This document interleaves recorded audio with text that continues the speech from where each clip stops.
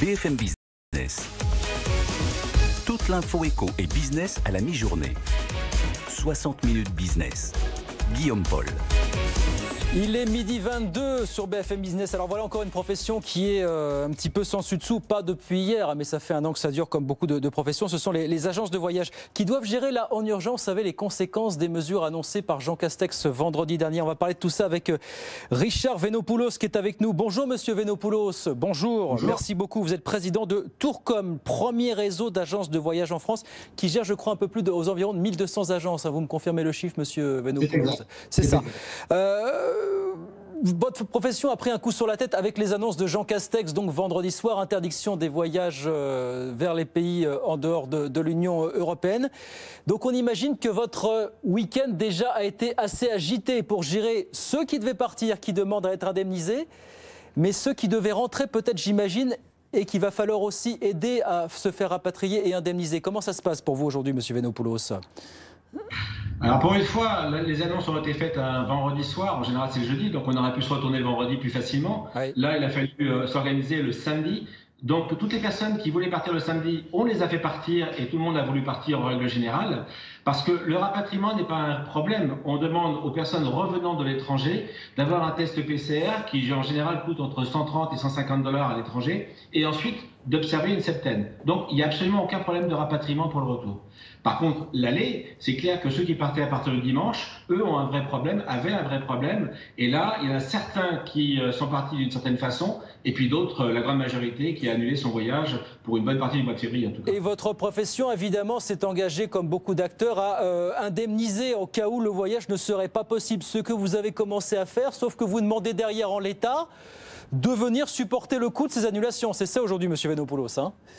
Bah oui, parce que autant pour la restauration, il y a un an, apparemment ils n'ont pas pris la leçon, ils ont fait fermer les restaurants du jour au lendemain, donc la nourriture était perdue, ça coûtait beaucoup d'argent. Oui. Mais là, non seulement ils jettent les agences de voyage, mais en même temps ils jettent les clients. Donc à partir de ce moment-là, nous aussi on a des frais, et ces frais, normalement, légalement, on devrait les faire payer aux clients. Donc à partir du moment où il y a des frais, il faut qu'ils les assument et qu'ils nous les remboursent. Et pour l'instant, il ne vous a pas donné d'assurance sur ce point-là ?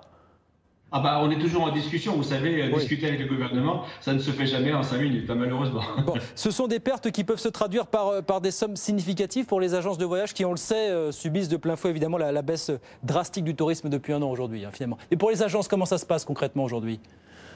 Les agences de voyage, la grande majorité ont pris des PGE. On a mis de côté tous les acomptes des clients, puisqu'on a fait des avaloirs qui durent à peu près jusqu'au mois de décembre 2021. Donc normalement, une bonne partie des agences de voyage devraient tenir. Les agents de voyage sont habitués à toutes ces crises économiques ou climatiques. Ça fait 20 ans ou 30 ans, donc on s'y est habitué. Mais c'est certain, un peu partout dans les agents de voyage, il y aura des dégâts. Mais ça ne s'arrêtera pas aux agents de voyage. C'est la restauration, l'hôtellerie. De là, ça va être également les agriculteurs qui ont des pertes de vente.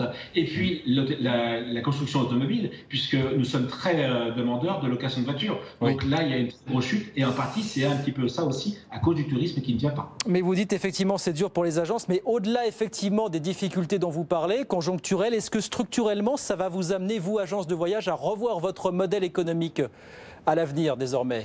Qu'est-ce qui ne reviendra pas comme à la normale finalement pour vous? Alors dans le réseau Tourcom, déjà, on a travaillé sur un système très personnel, très haut de gamme par rapport à la clientèle. Donc de cette façon, les gens aujourd'hui, les clients qui voyagent, dépensent de l'argent et veulent un service 24 sur 24, 7 jours sur 7, même pendant leur déplacement. Donc ça, on l'avait déjà mis en place. Il faut également une très grande disponibilité, une très grande réactivité. Ce que certains sites pure players, ceux qui ne sont 100% Internet et qui ne sont pas présents, ne représentent plus. Et d'ailleurs, aujourd'hui, on a une demande de clientèle qui passait par Internet et qui passe par les agences de voyage. Je précise Internet, pure player, c'est-à-dire uniquement pas de présence physique. Oui, donc ça sera effectivement une remise en cause pour votre modèle. Dernière question sans réponse, Monsieur Venopoulos.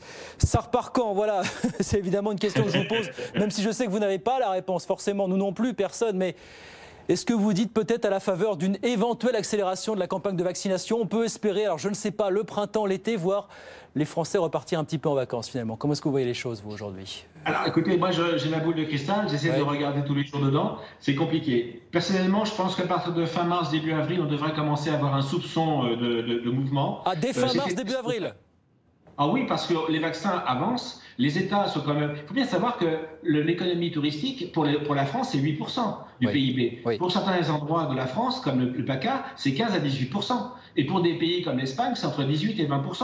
Donc les pays sont exemples aujourd'hui. Il va falloir qu'on rebouge. Et puis, on a donné le pouvoir à certains médecins. D'ailleurs, comme disait mon père, ne jamais donner le pouvoir à des militaires, à un gouvernement. Là, il faudrait peut-être arrêter de donner le pouvoir à un ministère, à des médecins, parce que ça devient tout et n'importe quoi. Les chiffres qui sont donnés sont faux d'une journée à l'autre, et on s'aperçoit qu'on est quand même des personnes, ça se calme. Donc les autres pays s'ouvrent, il va falloir que la France s'ouvre. Les vaccins arrivent, les certificats de vaccination auront lieu, ça c'est certain, et à partir de là, ça devrait bouger. Donc si en mai-juin, ça ne bouge pas, ça sera très très grave pour toute l'économie. Bon, on vous le souhaite évidemment de tout cœur, que les choses puissent repartir au moins un petit peu à la normale, mars voire avril, on vous le souhaite évidemment pour l'ensemble de la profession. Merci beaucoup Monsieur Venopoulos, merci d'avoir été avec nous, président de Tourcom, un premier réseau d'agences de voyage en France. Merci d'avoir été avec nous ce midi sur BFM Business.